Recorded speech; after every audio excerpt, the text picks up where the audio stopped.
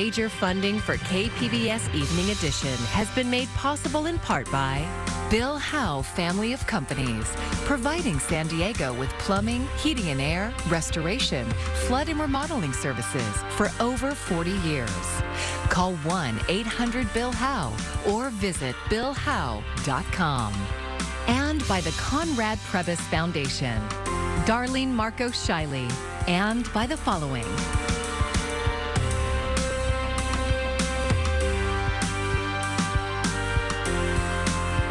And by viewers like you. Thank you. A new voice is joining the calls for a state of emergency in the South Bay. Thank you for joining us. I'm Maya Trabulsi. The San Diego Unified Port District is urging the governor to take action on cross-border sewage flows. KPBS environment reporter Eric Anderson has details. The port is sending a letter to the state's top politician to ask him to take the issue seriously. We call on the governor to declare a state of emergency because our future is in his hands. The letter says the South Bay communities are grappling with an unprecedented crisis that extends beyond the realms of local control. The letter continues, this dire situation demands a coordinated state and federal emergency declaration.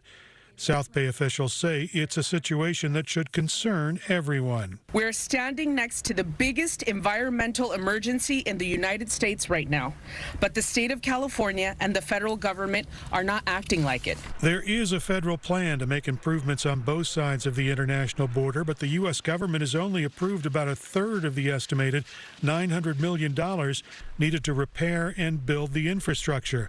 South Bay officials say the decades-long contamination has never been worse, and that's why immediate political action is needed. The president would take it a lot more seriously if you have the governor of a state saying, this is a crisis, this is an emergency, my constituents are hurting.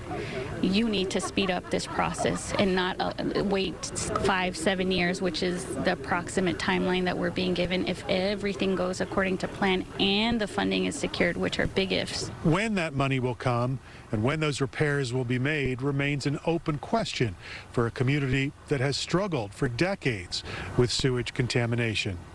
Eric Anderson, KPBS News.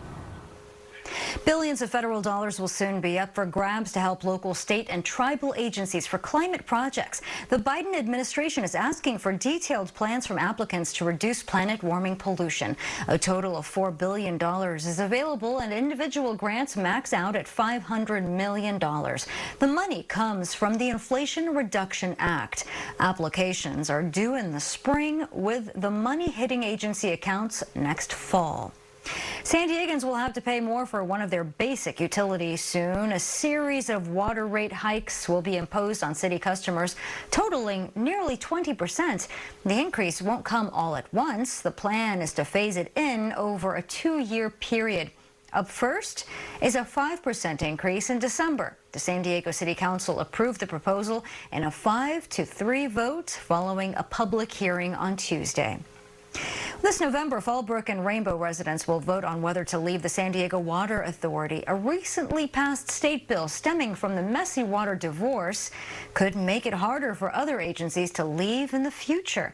KPBS North County reporter Alexander Nguyen explains. After 3 years in a contentious fight, we're wanting what is legally our right to leave this toxic marriage. And it will hurt everyone else in San Diego County. Ratepayers in Fallbrook and Rainbow will finally have their say on whether to leave the San Diego County Water Authority in November's special election. For a while, that vote was in jeopardy. The San Diego County Local Agency Formation Commission, or LAFCO, okayed the detachment in July. The motion passes. Pending voters' approval. But a bill making its way through the California legislature at that time could have upended that. Assembly Bill 399, or AB 399, sponsored by North County Assembly member Tasha Berner, would have required the entire county to vote on the matter. Members, AB 399 provides a necessary safeguard moving forward for utility customers in the region struggling to make ends meet. I ask for your aye vote on this district bill to ensure that all water ratepayers in San Diego County have a voice when changes in governance have a direct impact on them. That's not how Tom Kennedy, the general manager for Rainbow Municipal Water District, sees it. It's just lousy public policy. He says the bill was rushed through the legislature for the benefit of one party, the Water Authority. Well, I think the right way to go about amending the Water Authority Act is for the member agencies of the Water Authority to sit down together, talk about what would work for everyone, and then as a group bring it forward. Originally, AB 399 had an urgency clause, meaning it will go into effect immediately. That could have torpedoed Fallbrook and Rainbow's vote next month. But the clause was stripped from the final version of the bill that was passed by the legislature last week. It still needs to be signed by Governor Gavin Newsom. If signed into law, it will take effect next year. The concern is that it will have a chilling effect on smaller agencies wanting to leave the Water Authority. David Drake is the director of the Rincon del Diablo Municipal Water District in Escondido. He says the bill will further disenfranchise voters and local control. 30 years ago, they disenfranchised 60% of the county by having ad valorem voting. This would take that to a further step in terms of forcing the smaller agencies to act in ways that are not in their best interest. San Diego Mayor Todd Gloria, who supports the bill, says AB 399 will protect ratepayers. According to the Water Authority, if Fallbrook and Rainbow leave, the rest of the county could be stuck paying roughly $140 million in infrastructure improvements. That amount would have been covered by the two North County water agencies. In a statement, Gloria says that's not fair for the rest of the region and that agencies shouldn't be able to just leave the rest of us to foot their share of the bill. AB 399 provides an important and necessary safeguard for the rest of the region's ratepayers. However, the infrastructure costs are part of the reason why Rainbow and Fallbrook wanted to leave the Water Authority. They say those improvements will not benefit their customers. While the bill won't affect his agency in Escondido, Drake says it's a slap in the face for the concept of local control. I think 399 is another example of how the city of San Diego wants to try to dominate the Water Authority as if it were its own agency, rather than a countywide agency covering all 3+ million people in the county. Newsom has yet to indicate whether he will sign or veto the bill. Drake says he hopes the governor will see how badly the bill will damage democracy. Meanwhile, for ratepayers in Rainbow and Fallbrook, come this November, they have a decision to make: to stay or to leave. Alexander Nguyen, KPBS News. And that is an example of the feature reporting we offer daily from the KPBS newsroom. All of our content can be streamed anytime on the KPBS YouTube page. And another story you'll find there is our trip to Jacumba, where asylum seekers from around the world have been camping in recent days. The migrant story extends far beyond San Diego County, and as we've seen here, lack of housing and other resources is putting a strain on some communities. Ivan Rodriguez talked with border officials about their concerns. A surge in migrants crossing over the U.S. southern border causing concerns for communities across the nation. There were more than 8,000 apprehensions Monday, according to a Department of Homeland Security official. With shelters in El Paso, Texas, at or over capacity, resources are being stretched. Things were slow 4 or 5 weeks ago, so their capacity was about 250 a day. Then they ramped up to 400, and now they're ramping up to 600.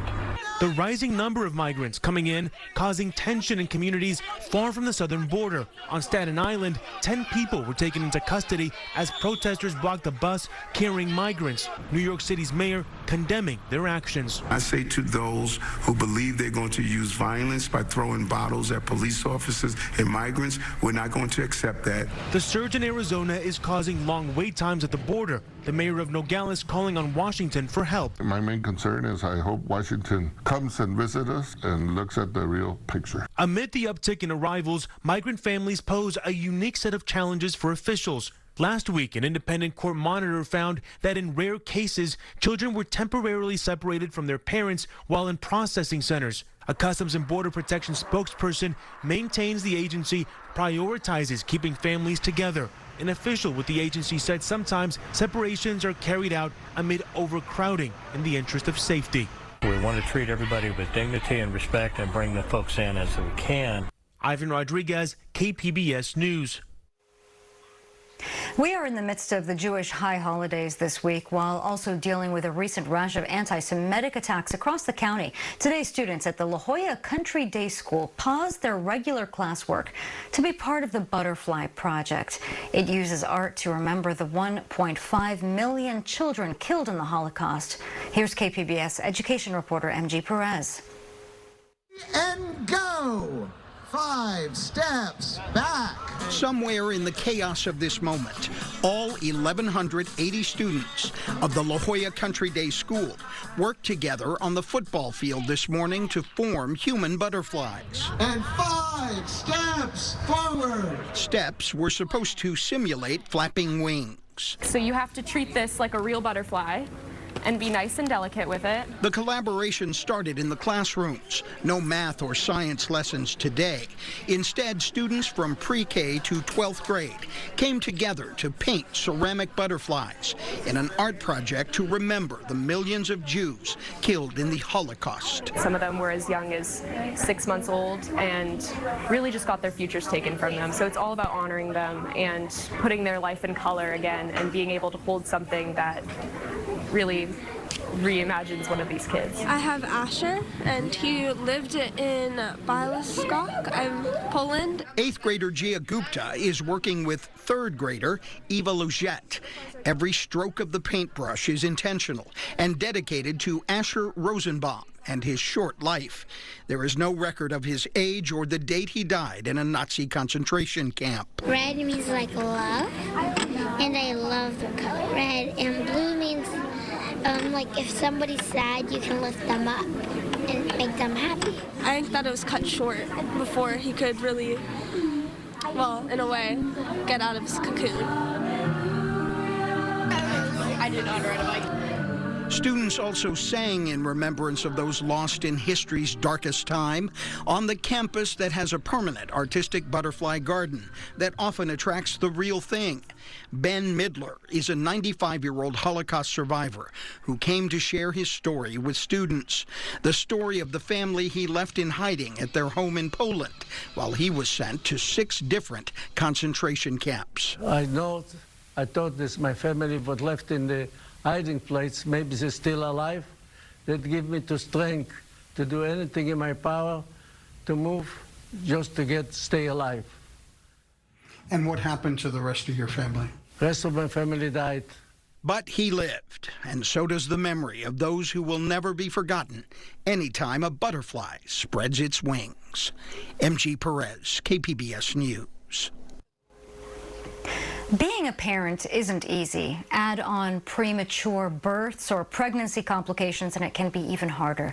This month, Rady Children's Hospital is honoring neonatal intensive care unit or NICU families and the staff who support them. KPBS health reporter Matt Hoffman spoke to new parents whose pregnancy didn't go as planned. Got your preemie language going. Got your preemie language going. Oceanside residents Clinique and Brazier Jingles are doing what they've been doing for more than 100 days, spending time in the hospital with their daughter Sienna, who was born early at 24 weeks. I called him. I said, I'm on the road. I'm driving to the hospital right now. My water broke. It's raining. Get to the hospital right now because I think we're going to have this baby. Yeah. And his reaction was, oh, no, you're not having a baby right now. It's too soon. And I said, it was way too soon. I said, let me repeat myself. Get to the hospital right now. I'm having this baby. While the couple can laugh now, they say the last few months have been a roller coaster. Sienna was delivered at 1 pound 9 ounces. And since then, mom, dad, or other family members have been by her side every day. It has been a fear. It's been love. It's been apprehension. It's been excitement. The Jingles didn't know Sienna was coming early. A full-term pregnancy is about 40 weeks, but being born at 24 weeks means the family has spent a lot of time in the neonatal intensive care unit, or NICU, at Rady Children's Hospital. Sienna's undergone multiple procedures and had a breathing tube at one point. You're okay. You're okay. You're okay. They had no idea what to expect, including the bills. They estimate the cost of Sienna's care to be near $1 million, but thanks to insurance, they're only paying a fraction of that. It's the ups and downs, the couple says, are the hardest for NICU parents, especially when there's complications. Because she kind of wasn't doing that well, I wasn't doing well. I was emotional. I was sad. And so I could see her struggle to breathe, and she was just fighting and fighting and fighting, and there was nothing I could do about it but just watch her fight. Doctors told them to trust the process, but as first-time parents, that wasn't easy initially. Trying to figure out, okay, what's the medication? What are these procedures? Who are you? Why is there a different nurse every day? Who is the doctor? What time do they come? Sienna has been ahead of schedule and gaining weight quicker than expected. Now it's a mommy holding her little baby with a pigeon, and they're having so much fun, just like as much fun as we're going to have with you when you come home. The Jingles say being NICU parents isn't easy, but they do have some advice. Hang in there, still have hope. Bring positive energy to the room as much as possible. And if you're having a bad day, you don't have that positive energy, just compose yourself and get that positive energy, because your baby can feel it. They tell you that, but it's real. Let me tell you, our baby is a miracle, and it's real. Because she was born so early, Sienna may have some developmental delays, but her future is bright. And some more good news. After taping this story, Sienna was released from the intensive care unit and is now at home with her family. Matt Hoffman, KPBS News. And this week, FDA advisors will meet to discuss the ethics and possibilities of artificial wombs. The devices would act as a womb after premature birth, delivering oxygen, nutrients, and hormones as the infant continues to develop vital organs. And so far, artificial wombs have only been tested on animals. Advisors will discuss what a human trial might look like. An updated COVID-19 vaccine is now available. KPBS reporter Melissa May tells us where and when you can get it in San Diego County. The CDC recommends everyone 6 months and older get an updated COVID-19 vaccine to protect against the virus. If you have any underlying health conditions, if you are around older people or other people with health conditions, these are all good reasons to do what you can to prevent yourself from getting sick. Dr. Alice Pong is a pediatric infectious disease physician at Rady Children's Hospital. She says this vaccine is different from the original COVID-19 vaccine and can provide protection against the variants that are currently responsible for most infections and hospitalizations in the United States. XBB 1.5, which is in the middle here, that's what the new COVID vaccine is based on, okay? And then if you see the circle here on the far right, that's EG5. So you can see that over time, the virus is just mutated, and there's all these different variants that pop up. CVS pharmacist Saif Namek says their locations are well-staffed with people who can administer the vaccine. We actually started getting the vaccine last week. So the majority of our stores in San Diego do carry the vaccine, and we're offering it to our patients. Namek says you can book an appointment on their website, cvs.com, or through their app, where it's very easy for them to make multiple appointments for multiple family members, or even multiple vaccines for them. For example, if they want to get the flu shot and the COVID shot at the same time, there should be no issues with that. And we also gladly take walk-ins for anybody that would like to get the vaccine as well. San Diegans can also expect the updated vaccine to be available at Rite Aid by this weekend. According to San Diego County, since the beginning of September, there have been more than 1,800 confirmed COVID-19 cases. There are still people being hospitalized with COVID. There are still people dying from COVID. So it's not gone away. So anything we can do to mitigate harm and to protect ourselves and our families, I think is a good idea. If you received a COVID-19 booster recently, the CDC recommends waiting at least 2 months from that shot before getting the updated vaccine. The vaccine is free for most adults living in the U.S. through their private health insurance plans. And those without insurance can get the updated vaccine through the CDC's Bridge Access program. Melissa May, KPBS News. The Biden administration is restarting a website offering free at-home COVID tests. It comes ahead of a potential rise in cases this fall and winter. Each household will be able to order up to 4 tests at no cost. And you can start placing orders online at covidtests.gov on September 25th. COVID boosters aren't the only shots people are thinking about right now. Flu season is coming up, and Mandy Gaither shares some of the advice from health experts about keeping yourself protected.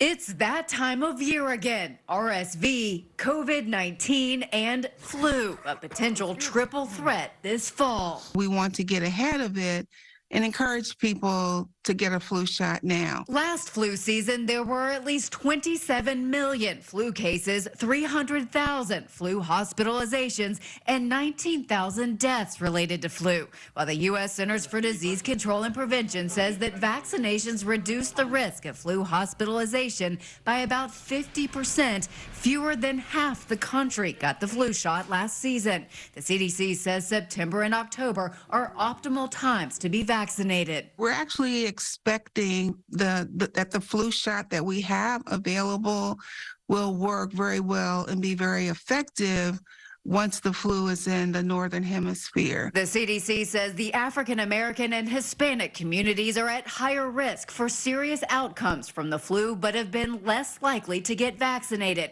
Barriers such as the lack of insurance or transportation and the inability to take off from work are believed to have played a role. State health departments, community health centers, and local pharmacies all have flu shots available. To find one closest to you, the agency says to check getmyflushot.org.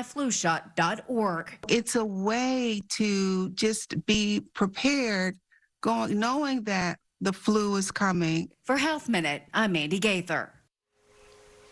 Oil prices could top $100 per barrel a year from now, and that's what Goldman Sachs predicts will happen. Brent crude, the world benchmark, currently sells for about $94 a barrel. Goldman Sachs cites Saudi Arabia's aggressive supply cuts for its prediction, and this would mean bad news for drivers, particularly in California. Gas is approaching $6 in some parts of the state. Millions of U.S. homeowners could see insurance rates surge in the coming years, due in part to worsening climate disasters. According to nonprofit research group First Street Foundation, 30 million homes and commercial properties are at risk of their premiums spiking. Major insurers already pulled out of or stopped writing new policies in some states, including here in California.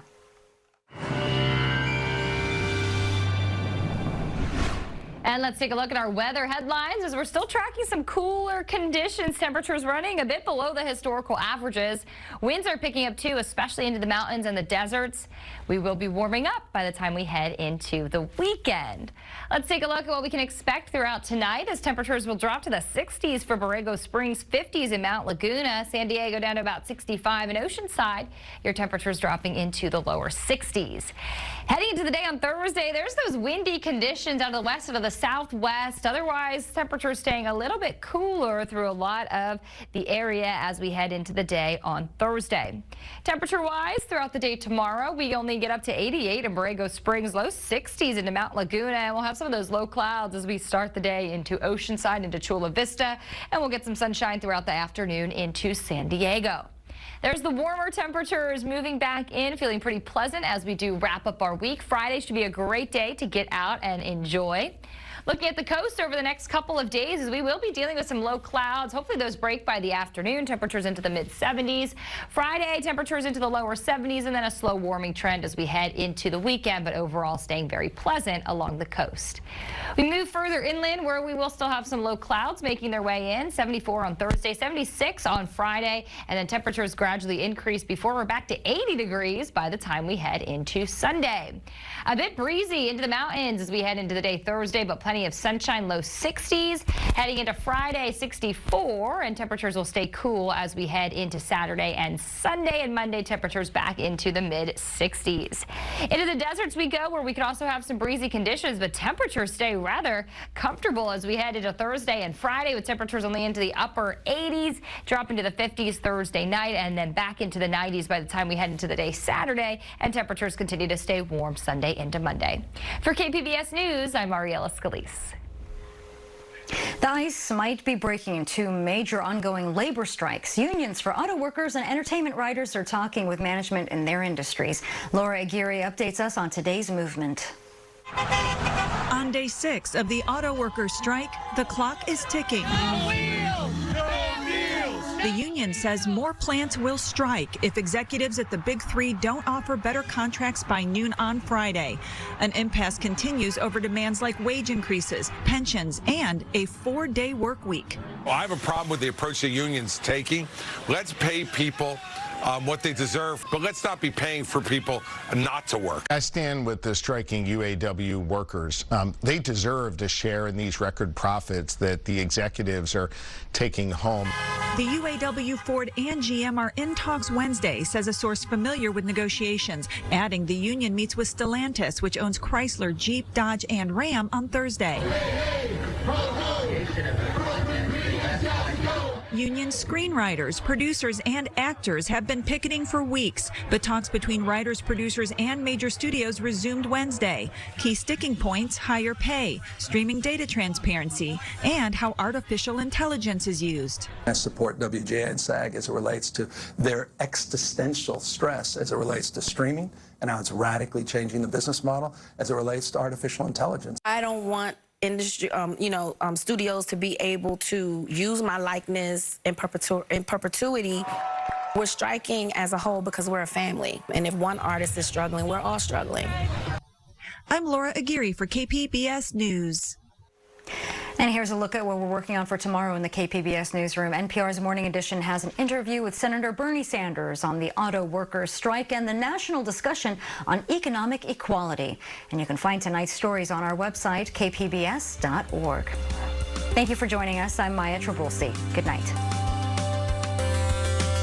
Major funding for KPBS Evening Edition has been made possible in part by Bill Howe Family of Companies, providing San Diego with plumbing, heating and air, restoration, flood and remodeling services for over 40 years.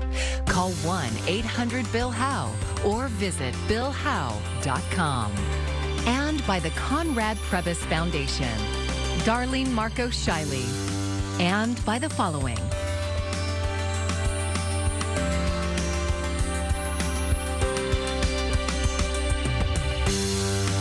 by viewers like you.